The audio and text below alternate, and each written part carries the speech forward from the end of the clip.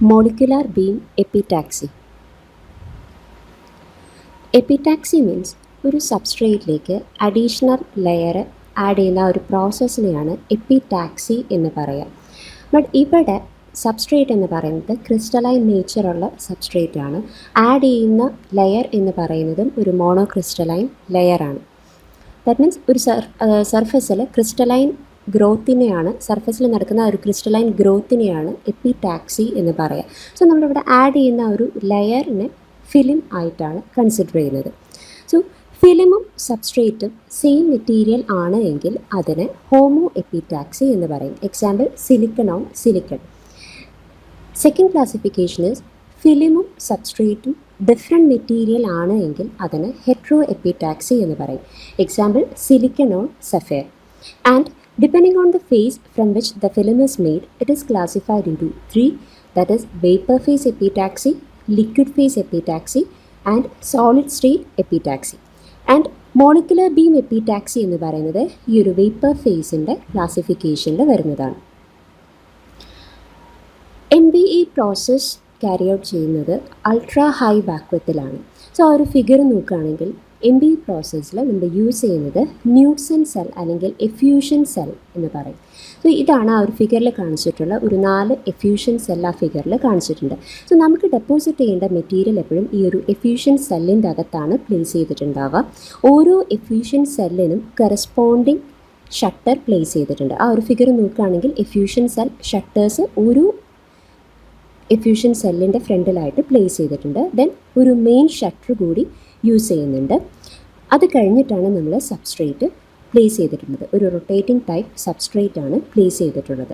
So ഇത്രയാണ് ഈ ഒരു MBEൻ്റെ മെയിൻ കമ്പോണൻസ് എന്ന് പറയുന്നത്. സോ ഫസ്റ്റ് സ്റ്റെപ്പ് എന്ന് പറയുന്നത് ന്യൂട്സൺ സെല്ലിൻ്റെ അകത്ത് നമുക്ക് റിക്വയർഡ് മെറ്റീരിയൽ, ഏത് മെറ്റീരിയലിനെയാണോ ഡെപ്പോസിറ്റ് ചെയ്യേണ്ടത് ആ മെറ്റീരിയലിനെ പ്ലേസ് ചെയ്യും. ദെൻ ഹീറ്റ് ചെയ്ത് കഴിയുമ്പോൾ വേപ്പർ പ്രഷർ ഡെവലപ്പ് ചെയ്യും. ആസ് എ റിസൾട്ട് അവിടുന്ന് അറ്റോമിക് ബീം ജനറേറ്റ് ചെയ്യും. ഓരോ ന്യൂട്സൺ സെല്ലിനും കറസ്പോണ്ടിങ് അറ്റോമിക് ബീം ജനറേറ്റ് ചെയ്യും.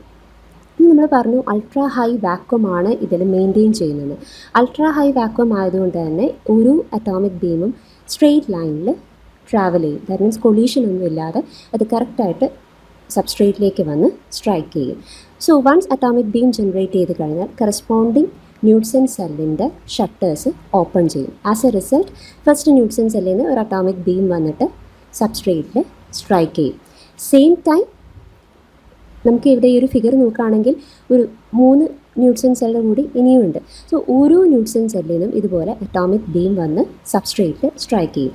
ദാറ്റ് മീൻസ് ഫസ്റ്റ് ബീമും second beam, third beam, fourth beam etcetera നമ്മൾ എത്ര ന്യൂട്സൺ സെല്ല് യൂസ് ചെയ്യുന്നു അതിനനുസരിച്ച് ഓരോ അറ്റോമിക് ബീം വന്നിട്ട് സബ്സ്ട്രേറ്റിൽ സ്ട്രൈക്ക് ചെയ്ത് അത് തമ്മിൽ റിയാക്ട് ചെയ്ത് കറസ്പോണ്ടിങ് തിൻ ഫിലിം സബ്സ്ട്രേറ്റിൽ ഡെപ്പോസിറ്റ് ചെയ്യും. സോ നേരത്തെ പറഞ്ഞു ഒരു റൊട്ടേറ്റിംഗ് ടൈപ്പ് സബ്സ്ട്രേറ്റ് ആണ് ഇവിടെ നമ്മൾ യൂസ് ചെയ്യുന്നതെന്ന് പറഞ്ഞു. ആ ഒരു ഫിഗർ നോക്കുകയാണെങ്കിൽ ഒരു ആരോ മാർക്ക് കൊടുത്തിട്ടുണ്ട്. റൊട്ടേറ്റിംഗ് ടൈപ്പ് സബ്സ്ട്രേറ്റ് നമ്മൾ നേരത്തെയും പറഞ്ഞ പോലെ നമുക്ക് ഡെപ്പോസിറ്റ് ചെയ്യുന്ന ഫിലിം യൂണിഫോം ആവാൻ വേണ്ടിയും അതുപോലെ ബെറ്റർ കോമ്പോസിഷൻ കിട്ടാൻ വേണ്ടിയാണ് നമ്മളെപ്പോഴും സബ്സ്ട്രേറ്റിന് റൊട്ടേറ്റ് ചെയ്യുന്നത്. ആൻഡ് നമുക്ക് ആ ഒരു ഫിലിമിൻ്റെ കോമ്പോസിഷൻ കൺട്രോൾ ചെയ്യാൻ വേണ്ടി ഒരു ന്യൂട്സൺ സെല്ലിൽ നിന്ന് വരുന്ന ആ ഒരു അറ്റോമിക് ബീമിൻ്റെ ഫ്ലക്സിനെ കൺട്രോൾ ചെയ്താൽ മതി. നമുക്ക് പല ടൈപ്പിലുള്ള തിൻ ഫിലിം ഇവിടെ ഡെപ്പോസിറ്റ് ചെയ്യാം. ഫസ്റ്റ് ന്യൂട്സൺ സെല്ലിൽ നമുക്കൊരു മെറ്റീരിയൽ യൂസ് ചെയ്യാം, സെക്കൻഡ് ന്യൂട്സൺ സെല്ലിൽ വേറൊരു മെറ്റീരിയൽ യൂസ് ചെയ്യാം. മീൻസ് ഡിഫറെൻറ്റ് കോമ്പോസിഷനുള്ള തിൻ ഫിലിം നമുക്ക് ഈ ഒരു മെത്തേഡ് വെച്ചിട്ട് ഫോം ചെയ്യാം. പിന്നെ ആ ഒരു ഫിഗർ നോക്കുകയാണെങ്കിൽ അവിടെ വരുന്നതാണ് റീഡ് ഗണ്ണും ഫ്ലൂറസെൻറ്റ് സ്ക്രീനും. നമ്മൾ PVD ടെക്നിക്കിൽ ലേസർ അബ്ലേഷൻ പറഞ്ഞപ്പോൾ റീഡ് സ്ക്രീൻ എന്തിനാണെന്നും റീഡ് എന്താണെന്നും എല്ലാം ഡീറ്റെയിൽ ആയിട്ട് പറഞ്ഞതാണ്. സോ റീഡ് സ്ക്രീൻ എന്ന് പറയുന്നത് അല്ലെങ്കിൽ റീഡ് എന്ന് പറയുന്നത് ആ ഡെപ്പോസിറ്റ് ചെയ്ത തിൻ ഫിലിമിനെ കുറിച്ച് സ്റ്റഡി ചെയ്യാൻ വേണ്ടി യൂസ് ചെയ്യുന്നതാണ്. സോ അതിന് വേണ്ടിയാണ് ഇവിടെ ഒരു റീഡ് ഗൺ യൂസ് ചെയ്യുന്നത്. അവിടുന്ന് ഇലക്ട്രോൺ ബീം ആ ഒരു സബ്സ്ട്രേറ്റിൻ്റെ തിൻ ഫിലിമിലേക്ക് വന്ന് സ്ട്രൈക്ക് ചെയ്യുന്നുണ്ട്. അവിടെ നിന്ന് ഡിഫ്രാക്ട് ചെയ്ത് വരുന്ന ബീമിനെ നമ്മൾ ഫ്ലൂറസെൻറ്റ് സ്ക്രീനിലേക്ക് ഫോക്കസ് ചെയ്യുന്നു. ആസ് എ റിസൾട്ട് ആ തിൻ ഫിലിമിന് കറസ്പോണ്ടിങ് ആയിട്ടുള്ള പാറ്റേൺ നമുക്ക് ഈ ഒരു ഫ്ലൂറസെൻറ്റ് സ്ക്രീനിൽ കാണാൻ പറ്റും. ഇതാണ് ആ ഒരു ന്യൂട്സൺ സെൽ എന്ന് പറയുന്നത്. ന്യൂട്സൺ സെൽ എന്ന് പറയുന്നത് നമ്മൾ മെറ്റീരിയൽ പ്ലേസ് ചെയ്യുന്ന ആ ഒരു സെല്ലാണ് ന്യൂട്സൺ സെൽ അല്ലെങ്കിൽ എഫ്യൂഷൻ സെൽ എന്ന് പറയാം.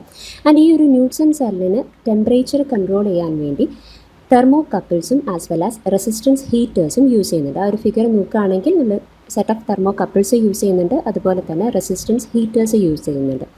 ദെൻ ഇവിടെ ടെമ്പറേച്ചർ ഇൻക്രീസ് ചെയ്താൽ ഒരു ഡിസഡ്വാൻറ്റേജ് വരുന്നത് എന്താണെന്ന് വെച്ചാൽ മോളിക്കുലാർ ഡീസോപ്ഷൻ നടക്കും. ആസ് എ റിസൾട്ട് ഡെപ്പോസിറ്റ് ചെയ്യുന്ന ലെയറിൽ ഇമ്പ്യൂരിറ്റീസ് വരാനുള്ള ചാൻസ് കൂടുതലാണ്.